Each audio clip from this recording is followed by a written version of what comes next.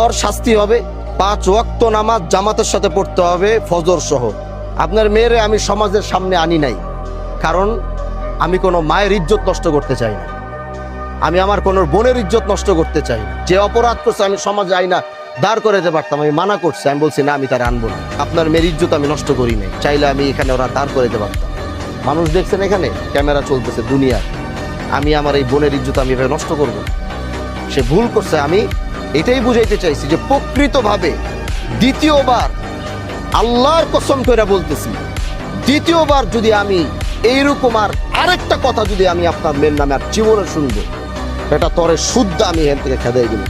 অন্যায় ভাবে আমি আমার ক্ষমতা আছে বলে আমি এখন সব করে ফেলবো, সেটা আমি প্রকৃতভাবে ওর এমন একজন সন্তান দেখতে চাই আগামীতে। আজকে যারা ওর নামে এই বিচার দিছে এবং ও এটা উপলব্ধি করার পরে, আমি ওর এরকম সন্তান দেখতে চাই আগামী 3 মাস পরে এলাকার মানুষ গিয়ে বলবে যে ভাই আজকে দেখিও ভালো হয়ে গেছে, 5 ওয়াক্ত নামাজ জামাতের সাথে পড়তেছে, মানুষের সাথে ভালো ব্যবহার করতেছে, ও পুরো চরিত্র সবকিছু পরিবর্তন হয়েছে। আমি এরকম ওরে দেখতে